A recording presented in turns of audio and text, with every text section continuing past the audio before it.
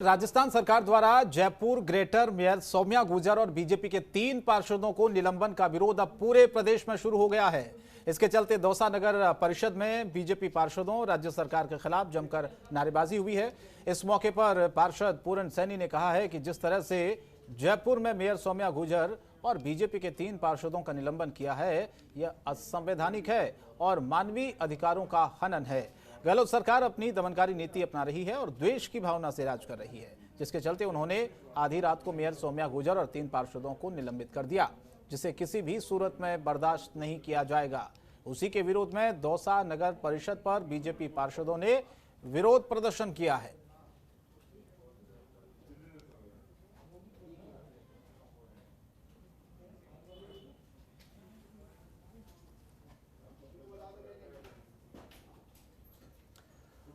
और झालावाड़ की विधायक पूर्व मुख्यमंत्री वसुंधरा राजे और उनके सांसद पुत्र दुष्यंत सिंह के गुमशुदा के पोस्टर चौराहों पर लगे होने पर चर्चा का विषय बना हुआ है। दरअसल झालावाड़ और झालरापाटन शहर के मुख्य चौराहों पर दर्जनों ऐसे पोस्टर दिखे जिन पर गुमशुदा की तलाश लिखा हुआ है और इन पोस्टर्स पर पूर्व मुख्यमंत्री और स्थानीय विधायक दुष्यंत सिंह के फोटो लगे हुए थे। पोस्टर पर निवेदक के तौर पर झालावाड़ की परेशान जनता का हवाला दिया गया। साथ ही विधायक और सांसद को ढूंढने वालों आकर्षक इनाम देने की घोषणा भी पोस्टर्स में लिखी गई है।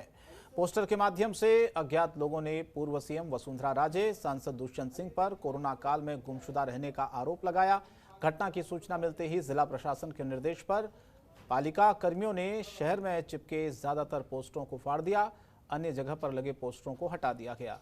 इस पूरे मामले में बीजेपी जिला अध्यक्ष संजय जैन ने नाराजगी जताते हुए ये बताया है कि अज्ञात लोगों ने भ्रम पैदा करने के लिए इस तरह के पोस्टर चिपकाए हैं। साथ ही उन्होंने कहा कि भारतीय जनता पार्टी के पोस्टर चिपकाने वाले अज्ञात तत्वों की हरकतों की आलोचना करती है। पूर्व मुख्यमंत्री वसुंधरा राजे जिले वासियों की लगातार मदद करती रही है और आगे भी जारी रखेगी।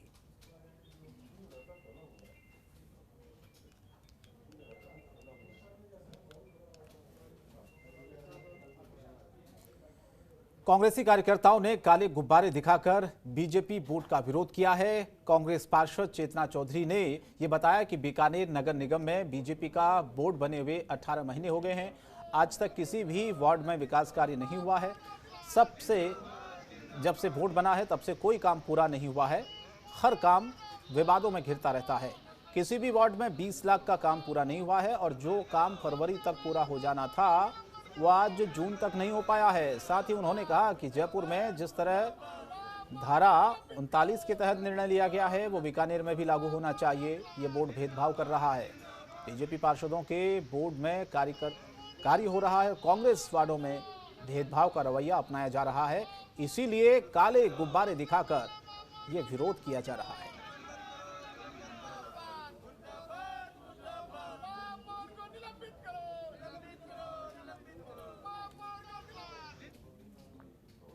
भरतपुर जिले में बढ़ते अपराधों के खिलाफ सांसद रंजीता कोली डीएसपी देवेंद्र बिश्नोई के पास पहुंची और जिले में बढ़ते अपराध को लेकर जिला पुलिस अधीक्षक से इस मामले पर चर्चा की।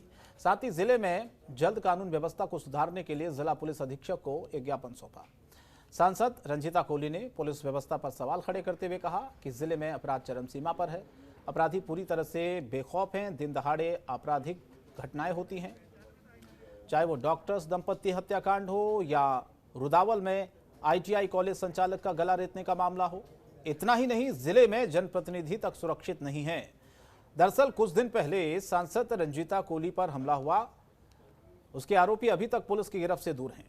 हाल ही में यह बयाना नगरपालिका के चेयरमैन पर कुछ बदमाश हमला कर देते हैं, जिससे जाहिर होता है कि आमजन तो सुरक्षित है नहीं और जनप्रतिनिधि भी जिले में अब सुरक्षित नहीं है।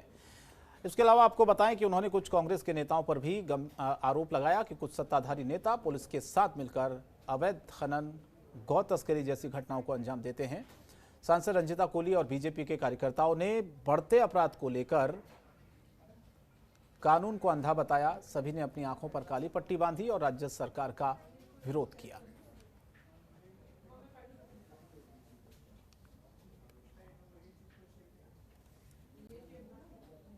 और खबर चित्तौड़गढ़ से, जहां पर मंत्रोच्चार के साथ साधु संतों का वैक्सीनेशन हुआ है। तस्वीरें देखिए आप। वर्तमान में देश में कोरोना संक्रमण को लेकर जिला प्रशासन का प्रयास, ज्यादा से ज्यादा लोगों को कोरोना का टीका लगाया जाए। इसको लेकर चित्तौड़गढ़ जिला कलेक्टर ताराचंद मीणा ने नवाचार किया। चित्तौड़गढ़ शहर के साधु संतों को कोरोना वैक्सीन लगाने के लिए प्रवेश किया गया। जिला सांवलिया चिकित्सालय में एडीसी रतन कुमार और एएचओ हरीश उपाध्याय के साथ साधु संत पहुंचे। उन्होंने मंत्रोच्चार के साथ कोरोना वैक्सीन का टीका लगवाया। जिस प्रकार वे मंदिर में पूजा कराते हैं, उसी तरह से मंत्रोच्चार के साथ उन्होंने कोरोना का टीका लगवाया और सभी के स्वस्थ होने की कामना की।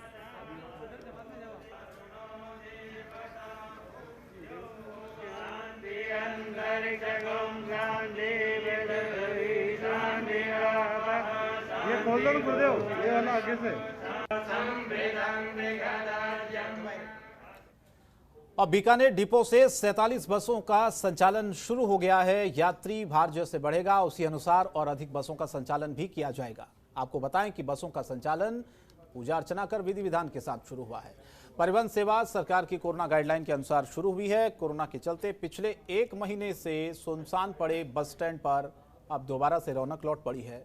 रोडवेज विभाग की जनता से अपील है कि अनलॉक के चलते गाइडलाइंस का पूरी तरह से पालन करें, मास्क जरूर लगाएं, सोशल डिस्टेंसिंग का ध्यान जरूर रखें।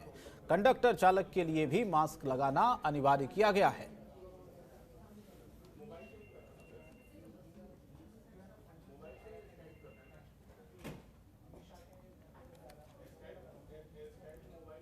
और कोरोना काल में भी वकील अपनी आर्थिक मंदी के दौर से गुजर रहे हैं। इस कोरोना संक्रमण में अधिवक्ताओं ने अपनी जान भी गंवाई और कई अधिवक्ता कोरोना का शिकार हुए हैं। ऐसे में बूंदी में राष्ट्रीय संयुक्त अधिवक्ता मंच द्वारा मुख्यमंत्री के नाम एडिशनल डिस्ट्रिक्ट कलेक्टर को ज्ञापन सौंपकर आर्थिक सहायता देने की मांग की गई है। राष्ट्रीय अधिवक्ता संयुक्त मंच द्वारा अधिवक्ताओं ने मुख्यमंत्री के नाम 5 सूत्री ज्ञापन सौंपा है। ज्ञापन में कहा गया कि कोरोना महामारी में अधिवक्ताओं की जो मृत्यु हुई है उसके परिवार को 10 लाख की आर्थिक सहायता दी जाए और कोरोना से ग्रसित हुए अधिवक्ताओं को 5 लाख की आर्थिक सहायता उपलब्ध कराने की मांग की है। जरूरतमंद अधिवक्ता गणों को 1 लाख तक का ऋण बिना ब्याज के उपलब्ध कराने की मांग हुई है। इसके अलावा अधिवक्ताओं के स्वास्थ्य चिकित्सा के लिए भी मुफ्त स्वास्थ्य बीमा सरकार द्वारा प्रदान किए जाने की बात कही गई।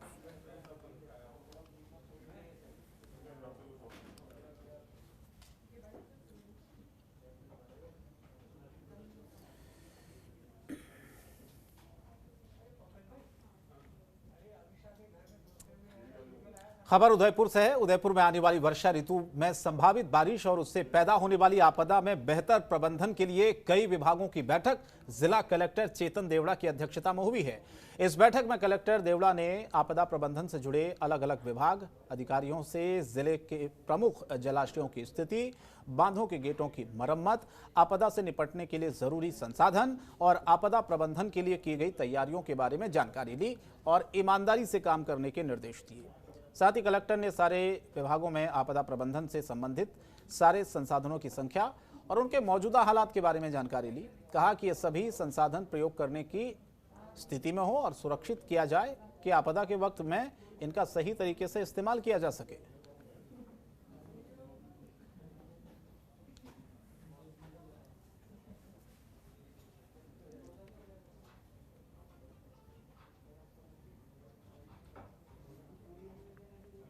राजस्थान सरकार में ऊर्जा एवं जन स्वास्थ्य अभियांत्रिकी मंत्री डॉक्टर बीडी कल्ला और अल्पसंख्यक मंत्री साले मोहम्मद ने जैसलमेर कलेक्टर सभागार में जिले के जलदाय विद्युत विभाग के अधिकारियों की समीक्षा बैठक ली है। बैठक में ऊर्जा मंत्री ने पेयजल और विद्युत आपूर्ति ठीक करने के साथ ही डिमांड नोट जमा होने के 90 दिन के अंदर ही कृषि कनेक्शन जारी करने के निर्देश दिए हैं। साथ ही मंत्री ने जल जीवन मिशन में कई कार्यों के लिए स्वीकृति करवाने के अलावा पेयजल प्रोजेक्ट में कार्यों में गति लाकर जैसलमेर के ग्रामीण क्षेत्रों में पानी उपलब्ध करवाने के निर्देश दिए हैं। इसी के साथ बैठक में कैबिनेट मंत्री साले मोहम्मद ने संबंधित अधिकारियों से मोहनगढ़ के 132 केवी जीएसएम को शीघ्र चालू करने के निर्देश दिए हैं। बैठक के दौरान ऊर्जा मंत्री डॉक्टर बीडी कल्ला और अल्पसंख्यक मंत्री साले मोहम्मद ने मेरा गांव मेरी जिम्मेदारी पोस्टर का विमोचन भी किया।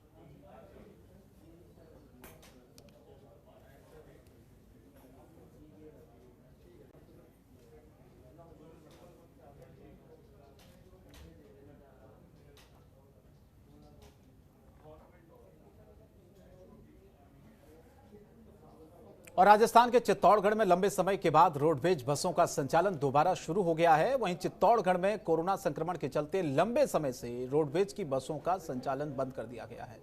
साथ ही राज्य सरकार के निर्देश के बाद अब रोडवेज बसों का संचालन कोरोना गाइडलाइंस के साथ एक बार फिर से शुरू हुआ है। साथ ही चित्तौड़गढ़ जिला मुख्यालय से 20 बसों का संचालन आज किया जाएगा, जिसकी शुरुआत हो चुकी है। बहरहाल लोगों को भारी परेशानी का सामना भी करना पड़ रहा था, जिसका निजात लोगों को मिल जाएगा। लेकिन पहले अगर बात की जाए, जब लॉकडाउन शुरू हुआ था, चित्तौड़गढ़ में 80 रोडवेज की बसें चल रही थी और इसी दौरान यात्रियों की स्क्रीनिंग करके मास्क लगाने के लिए भी और साथ ही साथ लोगों को जागरूक किया गया। सोशल डिस्टेंसिंग के साथ ही सभी नियमों का पालन कराया जाए, इसीलिए अब फिर से जो एक बार रोडवेज की बसों का संचालन दोबारा से शुरू हुआ है, वही नियम पहले की तरह अपनाने होंगे, मास्क लगाना होगा और यात्रियों की जो संख्या है वो भी सुनिश्चित करनी होगी। सरदार शहर की तहसील क्षेत्र के बहुत से गांव में चंद रुपयों के लिए पेड़ों की कटाई धड़ल्ले से हो रही है। साथ ही उन्हें 100 से 200 रुपए क्विंटल तक स्थानीय रोको इंडस्ट्रीज में मौजूद फैक्ट्रियों और आरा मशीनों पर बेचा जा रहा है। लगातार शिकायतों के मिलने से उच्च अधिकारियों के निर्देशन में वन विभाग की टीम एक्शन में आई। वन अधिकारी अनूप शर्मा के नेतृत्व में लकड़ियों से भरे 6 ऊंट गाड़ियों समेत एक पिकअप को जब्त कर नियमानुसार कार्रवाई की गई है। साथ ही एक तरफ जहां रोज विश्व पर्यावरण दिवस पर सरकार ने पर्यावरण संरक्षण के लिए पेड़ लगाने का प्रचार प्रसार किया, दूसरी तरफ गांव में खड़े पेड़ों को अंधाधुंध तरीके से काटा जा रहा है। ऐसे में पर्यावरण बचाने का प्रयास कैसे सफल होगा, यह बड़ा सवाल है। आपको बता दें कि अथक प्रयासों के बाद एक पौधे को पेड़ बनाने में करीब 10 से 20 साल का समय लगता है। फिर भी कुछ लोग अपने निजी फायदे के लिए 20 मिनट में पेड़ों की कटाई कर पर्यावरण को नुकसान पहुंचा रहे हैं। ऐसे में वन विभाग को लगातार कार्रवाई करने की जरूरत है, जिससे पर्यावरण को बचाया जा सके।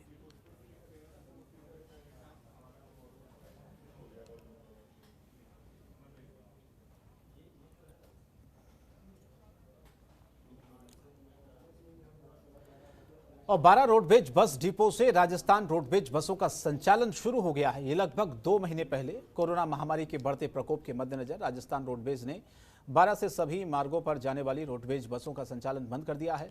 12 रोडवेज डिपो प्रबंधन ने बताया है कि 12 डिपो से रोडवेज की अब कोरोना महामारी का प्रभाव कम हुआ है। इसके साथ ही संचालन शुरू कर दिया गया है। अभी लंबी दूरी के मार्गों की बसों को नहीं चलाया जाएगा। सरकार की कोरोना गाइडलाइंस के मुताबिक ही यात्रियों को यात्रा की इजाजत होगी।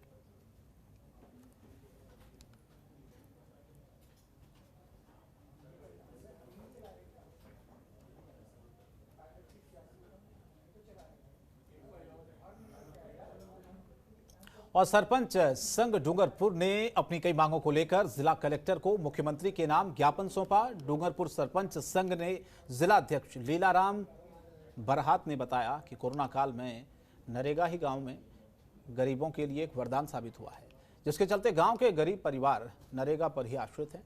राज्य सरकार द्वारा समय से पेमेंट नहीं होने और नरेगा में श्रमिकों की संख्या घटाकर 20 कर दी गई है, लेकिन कार्य प्रभावित हो रहा है। ज्ञापन में यह भी मांग की गई है कि नरेगा में श्रमिकों की जो संख्या है 20 से ज़्यादा की जाए।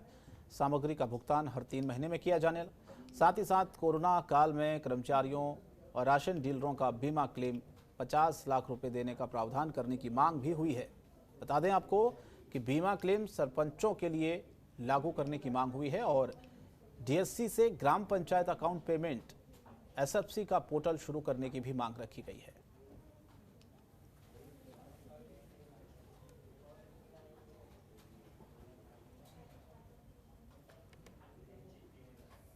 और बीजेपी बीकानेर देहात जिलाध्यक्ष ताराचंद सारस्वत और नोखा विधायक बिहारी लाल बिश्नोई ने एएससी कार्यालय पर धरना देकर प्रदर्शन किया।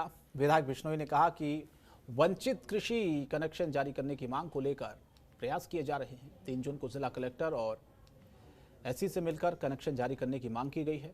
10 जून यानी कि अभी तक कनेक्शन जारी नहीं किया गया है, इसीलिए धरना प्रदर्शन किया जा रहा है। उन्होंने कहा कि विद्युत विभाग ने कनेक्शन का सामान देने में गति तो पकड़ी है, लेकिन मूंगफली फसल बिजाई का समय निकलता जा रहा है, इसीलिए जिस गति से कनेक्शन मिलने चाहिए वो नहीं मिल पा रहे हैं। इसीलिए उनकी ये मांग है कि किसानों को युद्ध स्तर पर कनेक्शन जारी किए जाएं और तुरंत इस समस्या का समाधान हो।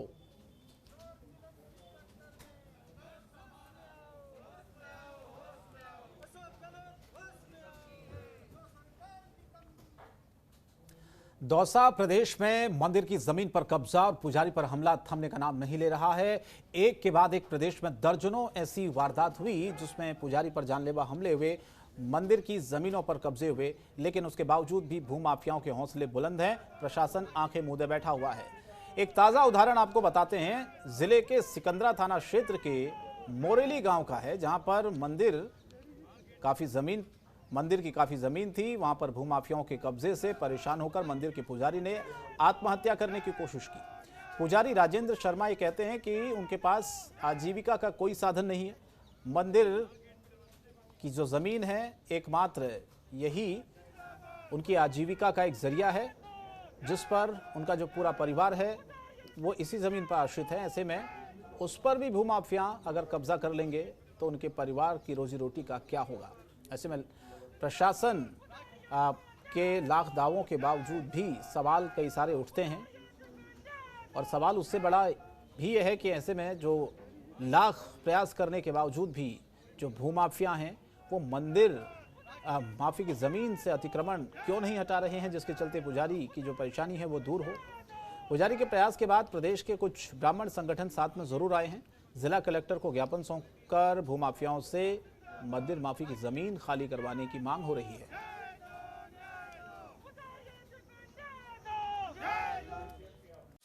खबरों के निष्पक्ष विश्लेषण के लिए सब्सक्राइब करें Jantantra TV and press the bell icon. Never miss any update.